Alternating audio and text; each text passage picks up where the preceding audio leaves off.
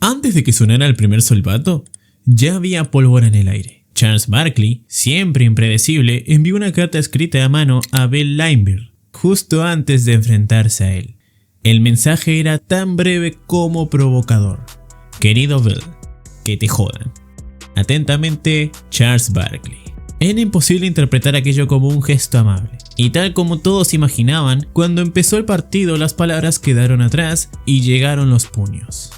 Bill Laimbeer no era precisamente un desconocido en esto de ganarse enemigos. Robert Parrish, que llegó a enfrentarse físicamente con él 3 temporadas seguidas, lo dijo con ironía pura. Siempre me enseñaron que si no tienes nada bueno que decir de alguien, es mejor no decir nada. Así que no diré nada. Pero si había alguien que superaba a todos en su desprecio por Laimbeer, ese era Larry Bird. Bird no se andaba con rodeos. Nunca me cayó bien en ninguna situación, ni dentro ni fuera de la cancha. La razón, muy simple. Para Bird, Bill era un jugador sucio. En los 80 la NBA estaba llena de contactos duros y jugadas físicas. Pero lo de Laimbeer iba un paso más allá. Bird recordaba que si revisabas los partidos de los Pistons contra Chicago, veías empujones, codazos y golpes. Y muchos de ellos después de que sonara el silbato. Ricky Mahorn, por ejemplo, te golpeaba fuerte, pero no intentaba destruirte.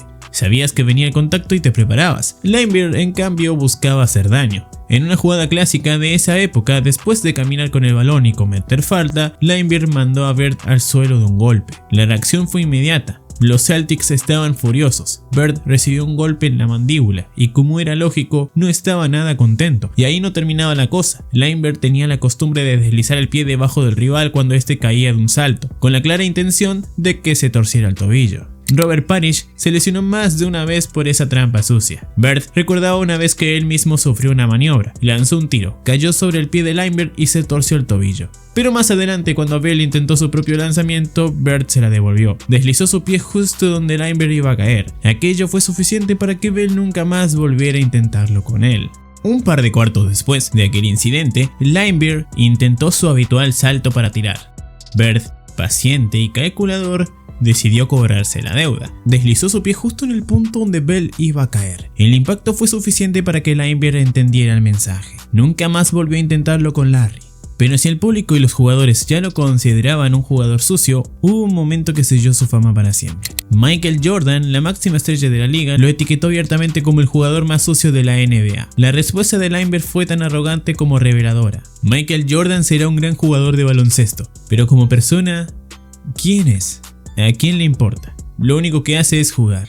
En el mundo, él es así de pequeño, dijo mientras juntaba los dedos para mostrar lo insignificante que según él era Jordan fuera de la cancha. Y así, con una sola declaración, confirmaba por qué tantos lo detestaban. En 1986, cuando se anunció el equipo del All-Star, Bird fue preguntado por los periodistas si creía que Laimbeer, que había sido All-Star los últimos 3 años, merecía volver a estar ahí. Al enterarse de que no había sido seleccionado, Larry sonrió y soltó: bien, así no tendré que preocuparme de que se suba al autobús, me diga hola Larry y yo tenga que contestarle jódete Bill.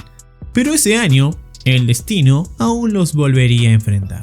Bird recordaba que siempre salía primero a la cancha y que había un pequeño ritual en Boston, un duende pintado en el centro. Laimbeer, con su estilo provocador, lo pisoteaba y escupía sobre él antes de machacar la canasta, encendiendo todavía más el ambiente. La tensión no tardó en trasladarse al juego real. En un partido de playoff, Robert Parrish advirtió: creo que Laimbeer me está dando golpes sucios. Si los árbitros lo permiten, algo va a pasar. Y aunque en esa serie no pasó nada grave, la mecha quedó encendida. La temporada siguiente se reencontraron en las finales del Este, y en el cuarto partido todo estalló. Con la posesión casi agotada, Bird y Laimbeer se engancharon. El forcejeo fue tan intenso que ambos fueron expulsados. Larry, frustrado, lanzó el balón directamente contra Bill, mientras la multitud rugía.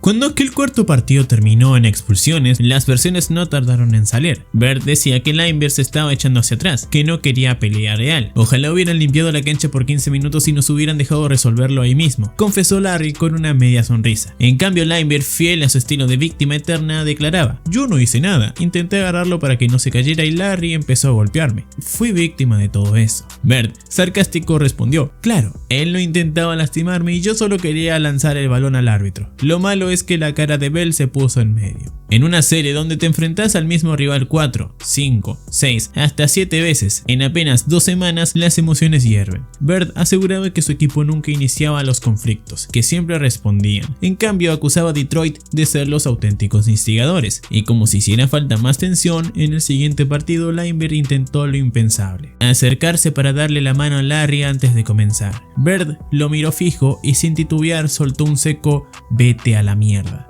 Luego explicó: siempre respeto a mis oponentes, pero en este caso creo que Bell quería lastimarme. No había nada que respetar. Ese quinto juego iba a ser una olla a presión. Puedo decir que jamás había sentido un odio colectivo tan intenso hacia un solo jugador. El ambiente era eléctrico. Cada vez que Laimbeer tocaba el balón, la grada explotaba en abucheos. Era como si todo el Garden estuviera esperando un momento, y lo tuvo. Antes de seguir con lo que pasó, déjame contarte algo. Ver un enfrentamiento así es impresionante, pero entender cómo un jugador como Bird lograba castigar a su rival una y otra vez con su tiro, eso es otro nivel. Si alguna vez has querido descubrir los trucos, rutinas y secretos que usaban las leyendas para tirar con precisión milimétrica, te recomiendo el ebook Secretos del Tiro NBA. Dentro encontrarás desde técnicas de mecánica perfecta hasta ejercicios que mejoran tu puntería en semanas. Link en la descripción.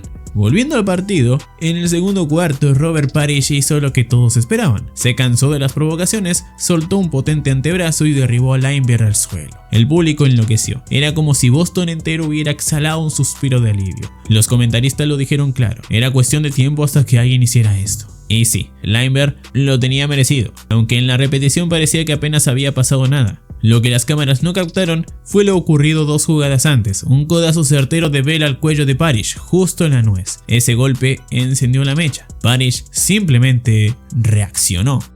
Lo que las cámaras de televisión no mostraron fue el verdadero origen de todo. Antes de que Parish soltara ese golpe, Laimbeer le había metido un codazo seco en el cuello, justo en la nuez. Un golpe de esos que cortan la respiración por un instante. Parish no hizo más que reaccionar, pero en realidad fue la acumulación de años de provocaciones lo que explotó ahí. Y es que Bill tenía esa habilidad de poner cara de inocente, levantar las manos y mirar a los árbitros como diciendo: ¿yo?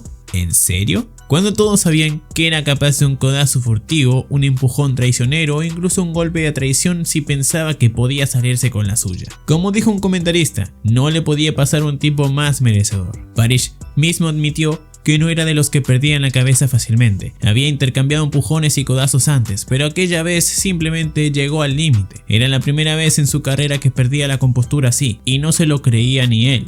Aquel momento definió la NBA de los años 80, 2 gigantes lanzándose golpes sin expulsiones, sin técnicas y lo más increíble, sin que los árbitros siquiera marcaran falta. El partido siguió como si nada. Bird, con su ironía habitual, lo resumió diciendo que había sido una buena obra. Pero a veces, como decía Frank Sinatra, la mejor venganza es el éxito rotundo. Y esa noche Larry Bird estaba a punto de firmar la jugada más legendaria de toda su carrera. Ambos equipos sabían que el quinto partido era la llave de la serie. El que ganara probablemente avanzaría. El entrenador Casey Jones exprimió al máximo a sus titulares, que ya jugaban con el cuerpo al límite. Las lesiones acumuladas eran evidentes: tobillos vendados, rodillas hinchadas, músculos exhaustos. En ese contexto, Bird, con un corte limpio desde la esquina, anotó un tiro de 2 puntos que acercó a Boston en el marcador. Restaba poco más de un minuto y Detroit ganaba por 3. Larry ya sumaba 36 puntos en su cuenta personal. Los Celtics venían de 3 finales consecutivas, del 84 al 86, y ahora en el 87 todo dependía de puro orgullo y resistencia. El cansancio se notaba, pero en el Garden nadie pensaba rendirse.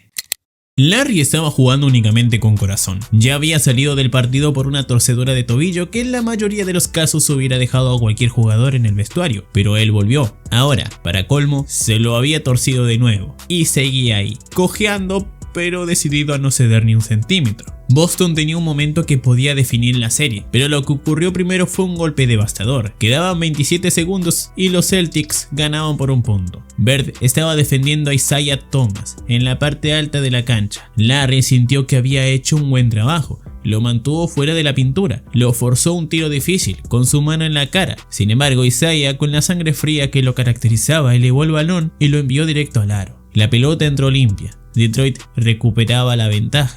Tiempo muerto. La tensión era insoportable. Todos en el estadio sabían lo que venía. La pelota iba a ir a Bird. Los Pistons lo sabían. El público lo sabía. Y Larry también. La defensa se cerró, 5 hombres listos para cortarle cualquier camino. Bird recibió el balón, atacó por la izquierda, buscando contacto para sacar falta. Fue bloqueado. El balón, en un forcejeo, salió rebotando hasta que Jerry Sitchin logró golpearlo contra un jugador de Detroit. El árbitro señaló: balón para Boston. El reloj seguía siendo un enemigo. Todo parecía moverse en cámara lenta. Mientras algunos miraban al banquillo esperando una señal, no hubo indicación de pedir tiempo muerto. Y aquí viene uno de esos momentos que se estudian décadas después. Detroit aún tenía un tiempo muerto. Podían haberlo pedido, avanzar el balón y asegurar una última posesión en su favor, pero no lo hicieron. Chuck Daly, entrenador de los Pistons, estaba en la línea lateral, brazos levantados pidiendo la pausa. Isaiah Thomas gritaba al árbitro: dame la pelota, desesperado por poner el balón en juego. El árbitro, quizás sin darse cuenta del momento histórico, se la entregó. El encargado de sacar era Bill Laimbeer, un buen tirador de tiros libres, pero no precisamente un especialista en reposiciones. Y entonces cometió el error fatal. Laimbeer tomó el balón para hacer el saque, algo que no solía hacer. Era un buen tirador de libres, sí, pero las reposiciones como que no eran su especialidad. Aún así lanzó el pase, y en ese preciso instante Larry Bird, que ya se estaba moviendo en el momento exacto en el que el árbitro entregó la pelota, se coló en la trayectoria como un ladrón en plena madrugada. Bill ni siquiera lo vio. Cuando revisas la jugada desde diferentes ángulos de cámara, parece increíble. El pase de Laimbeer fue directamente a las manos de Bird, que venía en movimiento. Bill, de espaldas a la acción, se giró y al ver a Larry con el balón, tuvo probablemente más sorpresas que cualquiera de los miles de aficionados en el Garden. Para él, fue uno de los momentos más impresionantes que había presenciado como jugador. 2 compañeros, Bird y Dennis Johnson, en una conexión perfecta, anticipando la jugada como si hubieran ensayado ese robo cientos de veces. Y esa, decía Bell, era la verdadera lección que los Celtics enseñaban: no jugar 47 minutos y medio, sino los 48 completos. Cada segundo contaba. Larry, con esa media sonrisa tan suya, sabía que el partido estaba decidido. Aún más impresionante fue lo que hizo a continuación.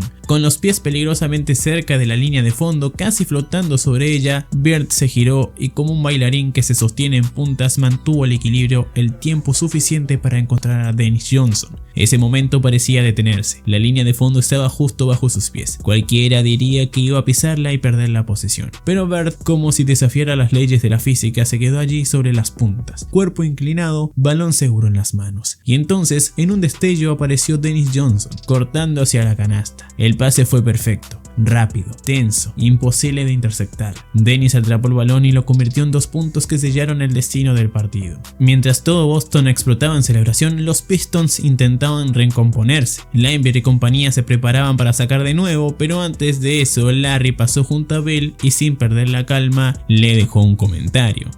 Le soltó una frase que solo él podía decir, con ese tono de burla fría que tanto irritaba a sus rivales. Buen pase, Bell. Era una daga disfrazada de cortesía, un recordatorio de que su error había costado el partido. Boston ganó aquella serie en 7 partidos. Era el triunfo que tanto habían buscado. Y mientras el público celebraba, Bill Laimbeer intentó un último gesto: acercarse a Larry Bird para darle la mano. Larry ni siquiera lo dudó, pasó de largo, sin mirarlo, y siguió caminando. Años después explicaría con la misma franqueza que siempre lo caracterizó: no me gusta Bill Laimbeer, ¿por qué debería estrecharle la mano? Y no era el único que pensaba así. Isaiah Thomas, su compañero durante 11 años en los Bad Boys de Detroit, lo admitió sin rodeos: si no conociera a Bill, probablemente tampoco me gustaría. En 1993, cuando los Celtics retiraron la camiseta de Larry Bird, la animosidad seguía intacta. Durante la ceremonia, alguien comentó que sería una noche perfecta, salvo por un detalle: Bill Laimbeer no estaba allí. ¿Y qué le diría si viniera?, preguntaron. Larry, sin perder el humor ácido, respondió: probablemente lo colgaríamos junto a mi número. Y es que en aquellos tiempos el odio no era parte del espectáculo, no era marketing. Cuando 2 jugadores se detestaban, lo sentían de verdad. Esa enemistad no se apagaba con el retiro, se convertía en algo personal para toda la vida. Bird lo resumió así: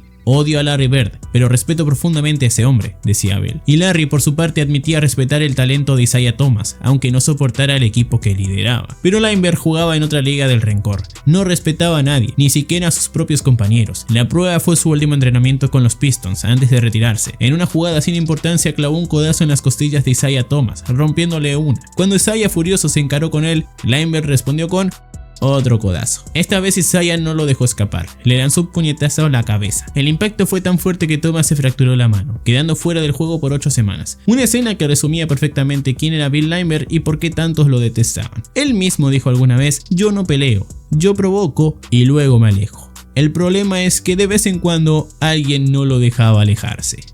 Con el paso de los años, aquella rivalidad dejó de ser simplemente una serie de enfrentamientos y se convirtió en una parte insuperable de la historia de la NBA. Bird y Lambert no solo representaban a dos equipos, eran dos filosofías opuestas. Larry, con su talento puro, su ética de trabajo y su capacidad para decidir partidos en el momento más crítico. Bill, con su dureza, su juego al límite y muchas veces más allá, dispuesto a hacer lo que fuera para ganar, incluso si eso significaba ganarse enemigos para toda la vida. Para los aficionados de Boston, cada vez que Lambert entraba al Garden, el ambiente cambiaba. Era como si todos recordaran de golpe cada codazo, cada empujón, cada provocación. No importaban los años que hubieran pasado, el odio era instantáneo, casi automático. Pero irónicamente ese odio terminó siendo combustible para el baloncesto. Sin Lambert quizás Bird no habría tenido tantas noches de gloria forjada en la fricción. Sin Bird tal vez Lambert no habría disfrutado tanto el papel de villano. El uno necesitaba al otro para escribir una parte de su leyenda. En cierto modo aquellos duelos definieron una época en la que el baloncesto no era solo habilidad técnica o estadísticas, era orgullo, carácter y a veces pura venganza. Una época en la que las rivalidades eran de carne y hueso y no simples intercambios de palabras por redes sociales.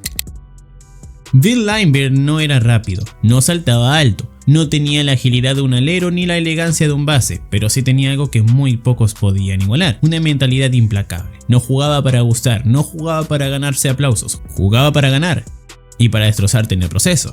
Su forma de estar en la cancha era un rompecabezas para sus rivales. Por un lado parecía lento, predecible e incluso torpe. Por el otro, aparecía en el lugar exacto para tomar un rebote, para colocar un bloqueo que te dejaba sin aire o para sacarte de tus casillas con un empujón accidental. Para Lambert, el baloncesto no era solo un deporte, era un juego mental. Sabía que un rival enfadado cometía errores. Sabía que un jugador que entraba en el duelo personal olvidaba la táctica y la disciplina. Y ahí es donde él capitalizaba. Codazos, bloqueos ilegales, pisotones disimulados, eran sus herramientas de guerra. Y si a alguien se le reprochaba, levantaba las manos y sonreía como si no entendiera nada. No le importaba ser abucheado, de hecho, lo disfrutaba. En más de una entrevista admitió que los abucheos del público eran su combustible. Cuanto más lo odiaban, más energía sentía en la cancha. Esa misma actitud fue la que lo hizo encajar a la perfección en los Bad Boys de Detroit, un equipo que abrazó la idea de ser los villanos de la NBA y la llevó hasta las últimas consecuencias. Pero incluso entre villanos Lambert destacaba, no solo porque provocaba a los rivales, sino porque lo hacía con sus propios compañeros, algo que muy pocos atrevían.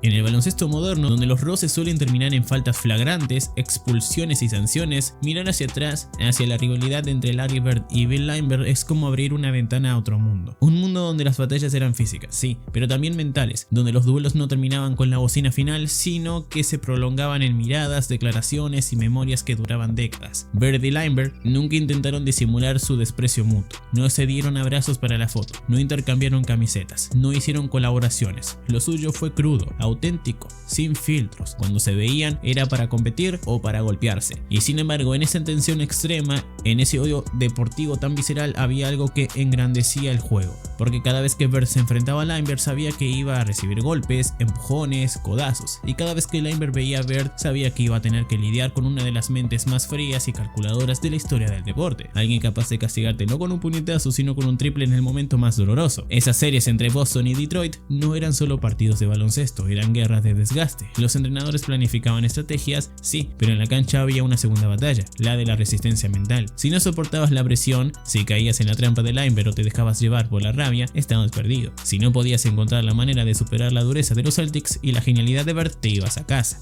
Para los fans que vivieron esa época, cada duelo era una cita imperdible. El Garden rugía como un volcán cuando Bird humillaba a Lambert con una jugada perfecta, y el Pontiac Silverdome se convertía en un fortín cuando Bill lograba desquiciar a Larry. La tensión se sentía a través de la televisión, y quienes estaban en el estadio sabían que estaban presenciando algo irrepetible.